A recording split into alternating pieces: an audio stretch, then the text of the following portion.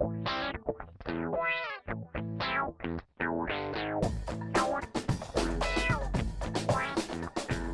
the first thing I did was I got the entire series, all 24 episodes, on tape, and I sat there and I spent a good chunk of time watching the entire show to get an idea of how things were going to flow and how things were going to be. Give character changes, character swapping in and out, personality shifts, plot shifts. So I had to make sure I knew about all of that beforehand. And once in a while, I still have to go back actually because I'll forget little things here and there. So, but after that, I took the first batch, the ones of this volume, 1 to 4, and I watched them all again. This time, paying much more closer attention, and then I watched once more after that with a script in hand, making sure that no lines were missed in the script. Find out what was ad-libbed, what was just tossed in at the last minute.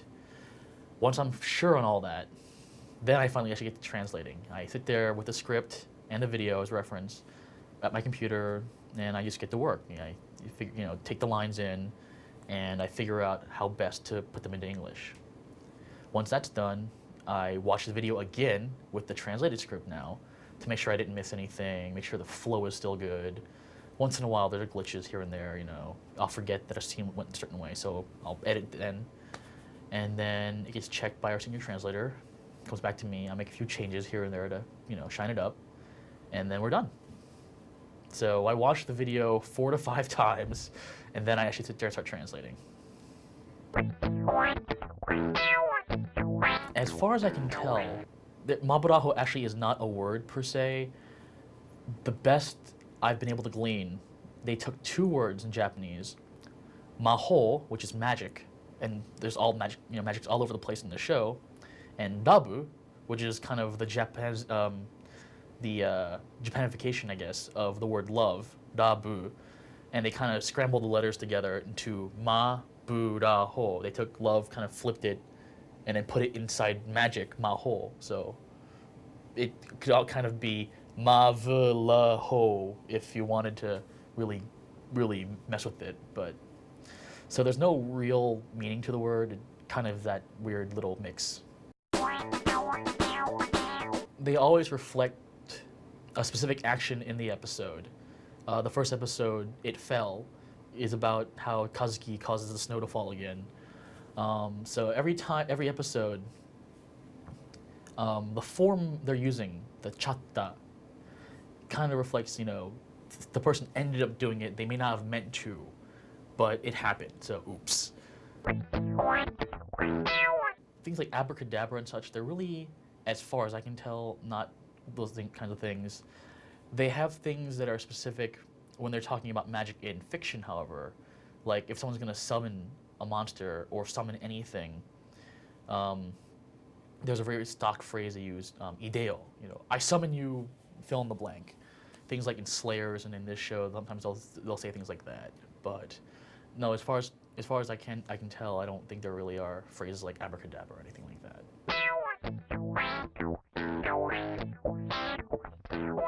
A lot of it comes from my studies and my life. I'm Korean and I grew up bilingual in a way, so I kind of grew up with having to be able to exchange Korean for English. So when I started studying Japanese, the idea wasn't too far off for me. But when I'm taking a phrase in Japanese and I'm putting it into English, some things are really easy. Some things are very straightforward. Like I'm going to the stores, there's no changes there. But there are like wise sayings and such that do have equivalents that people have discovered over the years. But some things you just have to you have to sit there, think about what they're saying, what they mean by it, and then think about how we would say that in English. There are some things in Japanese that are very Japanese that we just don't say in English too, and we can't just omit them. For example, itadakimasu. It's a very Japanese phrase. It's what they say before they eat usually. Literally translated, it means I'm accepting this. But it's kind of like, it's almost like grace for Christians, It's just something you say before you eat. But again, there's no real translation for it. There's no real way to directly interpose it. So you just say, usually we translate it as, thank you for the meal, or thanks for the grub, depending on the character. So a lot of it's just based off experience. You just got to know how things are. Sometimes we refer among ourselves, the other translators and I, or I'll get on the phone with a friend saying, hey, you have any ideas for this? It's, unfortunately, it's not a hard science. It really is more of an art. Most people who are bilingual in any way, unless they are truly bilingual, unless they actually grew up speaking both languages at equal levels the entire time growing up, people have what's called, what I've heard being called a primary language. It's what they know best, no matter what. No matter what else they learn, that will be the language they know best. So in my case, it's English, having grown up here in the US. I understand concepts in English better. I understand, little mores and such better in English. So when I'm listening to Japanese, I'm trying to figure out how it be portrayed or how it be conveyed in English. I have a much bigger repertoire of things to think about, to use, to pull from. Going into Japanese, because it is secondary to me, it's a little more mechanical, I guess. You try to kind of just piece things together based on what you know, but you may not know the nuances as well. So you end up getting, it's kind of like, it's again, almost like the machine translations on the web. They work, technically they could be correct, but it just doesn't have the same nuance. This is why usually most people who translate into, like, for example, all the translators in Japan who are translating English books like Harry Potter and such, they're Japanese because they understand the target language better, what you're going into. They know how, magical descriptions and stuff would sound better in the target language. So for me, it's definitely easier to go Japanese to English. There are 3 basic levels of politeness and formality, actually. Politeness levels generally are based on how well you know the person you're speaking to. If I'm talking to my best friend, I can use one form. It's like, hey, what's up? Kind of a tone. A stranger I've met who is not, just kind of there, I would probably use more of a, well, hello, how are you? Kind of an even level of politeness, not too familiar, but not really formal either. And then there's finally that level of politeness for people, teachers and people who respect older relatives and such. Why, good evening, how are you, sir? Kind of a feel to it.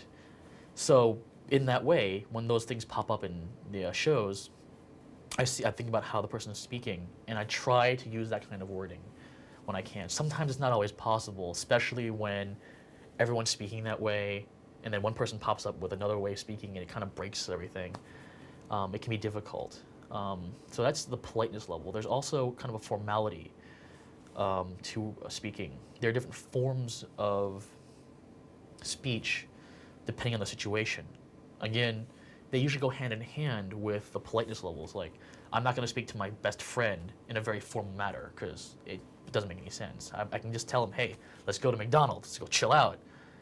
But if I'm speaking to a professor who I'm trying to get in good graces with, I will use very polite speech, very formal speech with him to try to, convey my respect for him. Well, Professor Jones, it's very nice to see you, sir. If it would be all right, I have an interesting request to propose to you. So, very different feelings. So, again, when the formality comes up, again, I just try to figure out, based on my personal experiences and, my knowledge of English, how, I guess, stuffy in some cases you would write the English for a certain dialogue. As opposed to, yo, dog, what's up, to, yes, sir, it's very nice to see you. I have a proposal for you. It all depends. Unlike English, which has, F you, eat S and die, I'm keeping this as low-key as possible in this. I'm not sure what the rating is on the interview. We've got certain, we have the 7 words you can't say on television. Japan, the Japanese language has a little more free-flowing, I guess is the best way to put it, on those kind of words. There are the terms chikusho and kuso, which are usually the most commonly heard things in anime. Kuso is literally defecation, I guess you could say, and usually is translated as that by most people. But literally it is that, but usually the meaning behind it is more of, damn it, kind of a feeling. Similarly, chikusho is also usually damn it or god damn it or kind of something like that. There really isn't, the strength really isn't behind the words in the swearing in Japan. There's just not, as far as I know, those kinds of words really. When it comes to other kinds of words, sexual innuendo, however, we have our various, varied words for male and female genitalia. In Japan, they have their slang for both sides. And the interesting thing is, actually, they tend to bleep those out no matter what the situation is. On TV, movies, animation, I've even seen subtitles where they have circles instead of the characters for it. They even actually, don't ask me why I know this, but they actually even bleep out the words in pornography. I'll leave it at that. The Japanese word for wife, one of them anyways, is tsuma, T-S-U-M-A. So he shouts tsuma in the Japanese, and the three things appear, and each of the words has T-S-U-M-A somewhere in the word. So it's a visual kind of a pun in that case. Like toothpick, toothpick, it's sumaji, I believe, and such. And so they showed the picture of the thing, and then just to show the audience, they had T-S-U-M-A and then the rest of the word. So it's just a visual pun. It's actually fairly common in some shows where they'll do, what did you say? The word, and then they'll show visual representations of other words that have that, those syllables in them. So those three words have T-S-U-M-A, tsuma, wife, in them. So I guess like for toothpick, you could say wife pick or something. We decided not to really mess with that too much because they have the words spelled out in Roman characters in the English alphabet. It would have taken too much space on the screen to actually describe all the puns. So, but you've heard this now, so now you know. The blood types and things in Japan are similar to the constellation, your sign. Are you Aquarius or whatever? There's a belief in Japan, and actually other parts of Asia as well, that your blood type helps determine your personality. A's are a certain way, B's are another way, AB's are yet a third way, etc., etc., etc. They don't worry so much about the positive or negative. It's really just A, B, and O. And there are charts that say, well, if you are A, then you're most compatible with, for example, B. I don't personally know these off the top of my head, unfortunately. But so that is kind of important. And in anime and such, they tend to use blood to represent things beyond just, of course, being cut, like the infamous bloody nose. Is usually meant to represent blood rushing somewhere else. But unless it's, an adult video, they're not going to show that, so it's the blood is flowing, obviously, so it just comes out the nose. The crest is for Kuriko. Her family is the Kazetsubaki family, and Kazetsubaki literally does mean wind camellia. When you some families, when they've got names that can be represented by symbols like that, they'll have crests that look like that. Thus, the flower with the wisps of the golden wind around it. Another example would be Mitsubishi. Literally means 3 diamonds, which is why their family crest, if you ever see things, is the little triangle of diamonds. Same with the cars, actually. It's their family crest. So when usually, the very big families, the powerful families, will have their crests, when possible, be representative of their names. So that's just her family crest. I want to make sure when I'm translating something, my number one objective is definitely I want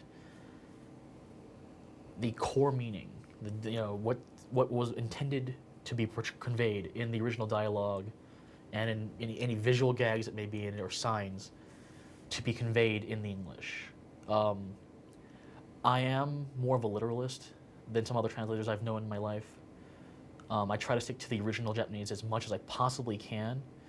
but at the same time, like with certain jokes and such, you just cannot translate them literally and have the same humor, the same joke come across.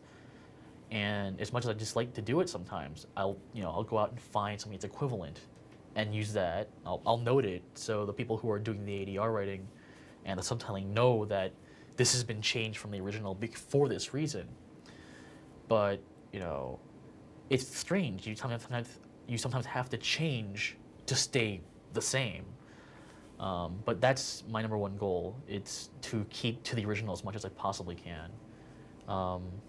It's nice to know that some fans are getting into Japanese culture beyond just anime from watching these shows. And Maburaho is chock full of various little references here and there.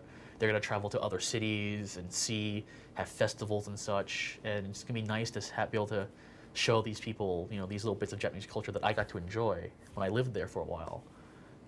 So I'm going to try to stick to the originals as much as I can with notes and such. And I hope, I guess if this happens again, I can explain that in the next interview.